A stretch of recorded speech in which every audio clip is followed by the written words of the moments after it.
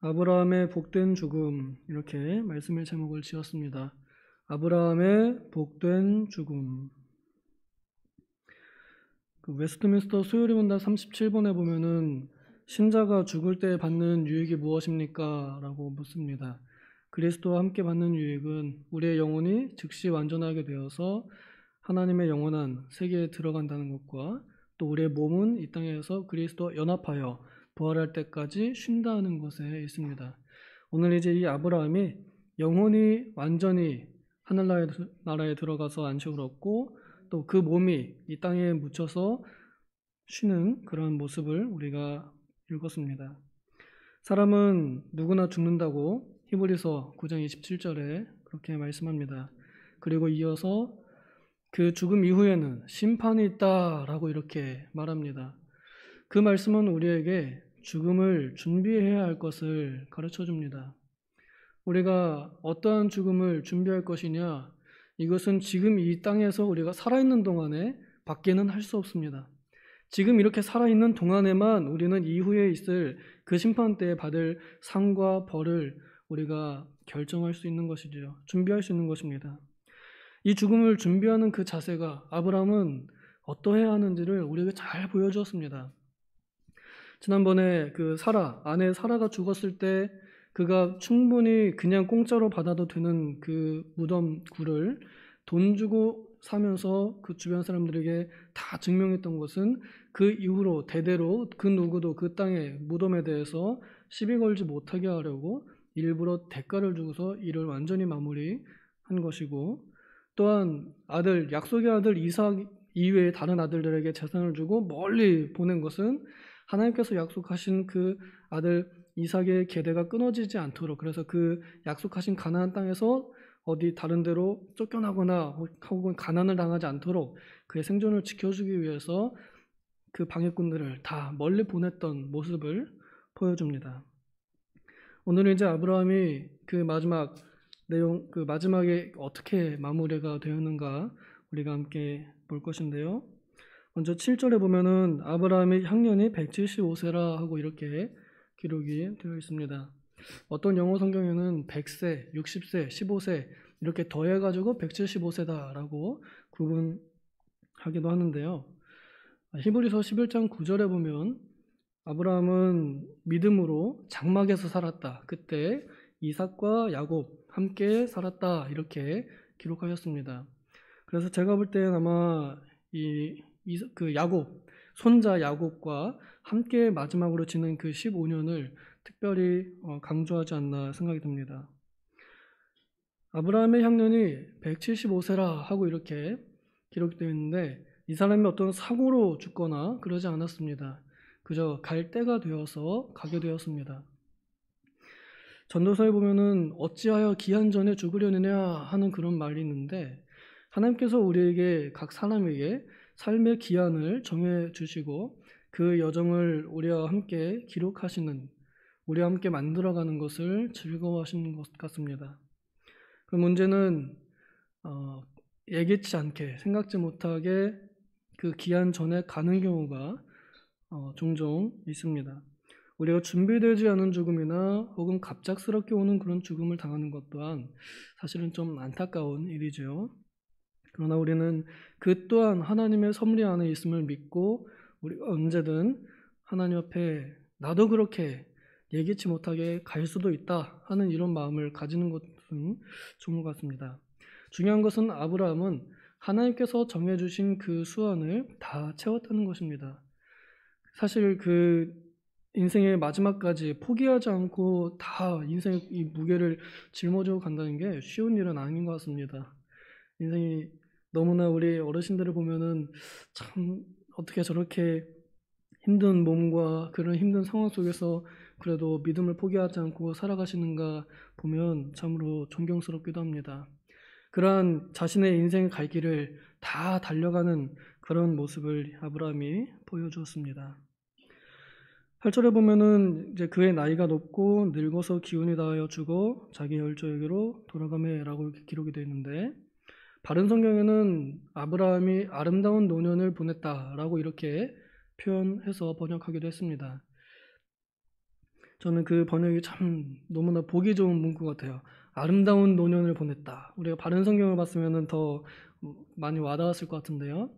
아브라함의 마지막 노년이 아름다운 노년을 보냈다는 것, 이것이 또한 아브라함에게 있어서 복된 죽음으로 가는 마지막 여정길이었습니다. 그는 이 믿음의 자식 이삭에게 공양을 받고 이제 공경을 받으며 대접을 받으며 살고 있고, 또 그 손자 이제 야곱과 에서가 있는데, 에서는 맨날 사냥하러 다니고 그래서 야곱은 맨날 집에 있어서 아마 이 야곱은 할아버지가 이렇게 자기 품에 안고 무릎에 앉혀가지고, 야, 옛날에 네 아빠를 내가 하나님께 번제로 드렸어 막 이런 식으로 신앙의 이야기들을 많이 해주었던, 그래서 할아버지와 손자의 신앙의 교제가 많이 이루어졌던 것으로 봅니다.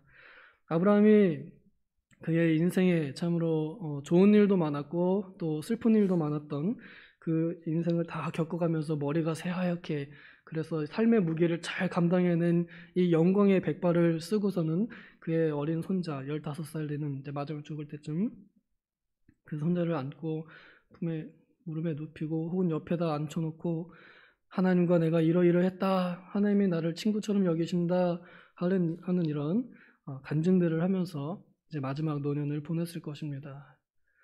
아브라함이 아마도 제가 볼 때는 그 죽음을 두려워하진 않았을 것 같습니다.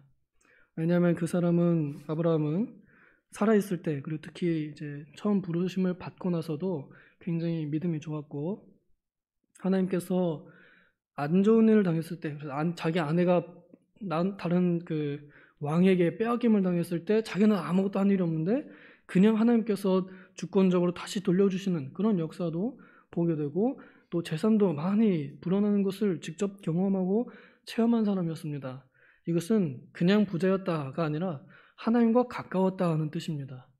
그렇기에 아브라함은 평생 동안 나를 가까이 하셔서 나를 친구처럼 대해주신 그 하나님과 이제 내가 죽으면 더 가까워진다 하는 그런 마음을, 그런 믿음을 가지고 죽음을 바라보았을 것 같습니다. 내가 이제 인생이 원래 한번 살면 죽는 것인데 이제 이 죽음이라는 문을 통해서 내가 하나님과 더욱 가까워진다 하는 이런 마음을 가지고 어떤 죽음을 기다리고 있지 않았나 생각이 듭니다. 이렇게 아브라함은 믿음과 소망 가운데 자신의 죽음을 겸허히 받아들였습니다. 하나님의 부르심을 잘 받았습니다. 죽고 나서가 그 사람의 어떠함을 잘 드러내는데요. 오늘 우리가 여기 같이 본 내용을 보면 아브라함이 죽은 다음에 그의 아들들 이삭과 이스마엘이 그 아버지를 잘 장례해 주었다고 기록되어 있습니다. 그 오래전에 자기 아내 사라가 묻혀 있는 그 무덤, 그 동굴 무덤으로 자기 아들들이 자신의 육신을 그곳에서 평안히 쉴 수 있도록 인도해 주었다 하는 기록이 되어 있습니다. 죽은 이후의 몸은 내가 어떻게 할 수 없잖아요. 남이 어떻게든 해줘야 되는데 그게 내 마음대로 되지 않습니다. 이 자녀들이 그 아버지의 시신을 자기 어머니의 묘실에 이렇게, 그래서 자기 아버지가 살아생전에 준비한 영원한 무덤, 그 영원한 부활의 처소에다가 이렇게 잘 모시게 된 것 또한 아브라함에게 있어서 복된 죽음입니다. 죽고 나서 보니까 이 자녀들이 내 시신을 전혀 처리하지 않거나 그러면 문제가 되겠죠. 또한 이스마엘과 이삭이 사실은 관계가 그렇게 좋을 수는 없습니다. 아시겠지만 이스마엘은 쫓겨났어요. 이삭 때문에 하나님께서도 쫓아내라 해가지고. 그러니 이스마엘이 그 인간적인 눈으로 볼 때 이삭이 얼마나 또 밉겠어요. 쟤 때문에 내가 장자인데 내 장자의 상속권도 못 받고 쫓겨나 버렸네, 이런 마음이 들 수도 있겠지만 자기 아버지의 장례하는 데 있어서 이 두 형제가 힘을 합쳐서 좋은 일을 마무리했다는 것. 그리고 11절에 보면은 아브라함이 죽은 이후에 이제 아브라함에 대해서 하나님께서 주시는 복이 끊어진 것이 아니라 그 복이 자기 아들, 약속의 아들 이삭에게 이어졌다 하는 것이 기록이 되어 있습니다. 가장 중요한 것이 바로 이것입니다. 아브라함이 복될 수 있었던 것은 그가 살아생전 하나님께서 복을 주신 것뿐만이 아니라 그가 죽은 이후에도 그의 자녀들의 그래서 하나님을 사랑하는 자들에게 천대까지 은혜를 베푸시는 하나님의 약속이 실현되었기 때문입니다. 이것은 아브라함이 하나님께 약속을 받은 것도 있지만 또한 그가 하나님 앞에서 잘 순종하는 삶을 살았고 또 그 삶을 자기 자녀들에게 잘 가르쳐 주었음을 우리가 알 수 있습니다. 내가 죽은 이후에도 나를 살아생전에 평생에 인도하셨던 그 하나님의 인도가 내가 더 이상 돌봐주지 못하는 때에도 내 자녀들에게 하나님께서 인도해 주신다면 그것만큼 우리가 우리 자녀들에 대해서 든든하게 여길 수 있는 것, 가장 좋은 신앙의 유산, 아마 그 외에는 없을 것 같습니다. 하나님이 함께 하시는 자녀로 이어지도록 하는 그런 은혜, 이것이 아브라함이 가지고 있는 복된 죽음입니다. 그 십계명 그 전문에 보면은 가운데 6절에 나를 사랑하고 내 계명을 지키는 자에게는 천대까지 은혜를 베푸느니라 하는 말씀이 닿게 들어가 있습니다. 오늘날 우리 모든 도봉의 식구, 또 우리 어르신들, 우리 어머님들, 아버님들 다 아브라함의 이러한 말로와 같이 마무리가 평안하면 좋겠습니다. 그래서 여러분들이 평생에 살아오면서 하나님과 가까이 했던 것이 이제 그 죽음이라는 문을 통하여 더욱 가까워질 것을 소망하며 그 죽음을 당당히 받아들이면 좋겠고, 또 자신이 이제 떠난 이후에도 하나님께서 나의 자녀들 그리고 우리 믿음의 후손들, 우리의 후배들을 잘 인도하시리라 하는 그런 확신 속에서 눈을 감을 수 있다면 그것이 복된 죽음이 아닐까 생각합니다. 물론 이렇게 살아가기가 정말 쉬운 일은 아닙니다. 그러니까 아브라함이 믿음의 조상이라고 불리겠지만, 그러나 우리가 또한 우리도 하나님의 거룩한 약속이 있기 때문에 우리가 할 수 있는 한 하나님을 사랑하면서 살아가는 것, 이것이 전부입니다. 이것이 우리의 사망 대비입니다. 우리의 사후 대비가 바로 하나님을 사랑하는 것이라 할 수 있겠습니다. 이 내용을 우리가 좀 기억하면서 과연 나는 어떠한 마지막을 맞이하면 좋을까 한번 생각해보고, 또 아브라함의 이러한 모습을 보면서 하나님 나도 이런 모습으로 하나님 앞에 가기를 원합니다. 이런 기도가 우리에게 있으면 좋겠습니다. 기도하겠습니다. 하나님 아버지, 우리는 언제 하나님께서 부르실지 아무도 모르지만은 그러나 하나님께서 우리를 부르실 때, 그래서 그 문을 여실 때 우리의 등불을 잘 준비하고 있으면서 하나님을 만나기를 더욱 가까이 하기를 소망하는 자들 되게 하여 주시옵소서. 그리고 또한 우리가 더 이상 우리의 자녀들을 어떻게 지도해 주지 못할 그때가 오기 전에 그들이 하나님 앞에서 서고 그들이 하나님의 복을 받을 수 있도록 그들의 손과 하나님의 손을 붙잡아 줄 수 있는 우리가 되게 하여 주시옵소서. 감사드리며 예수님의 이름으로 기도하옵나이다. 아멘.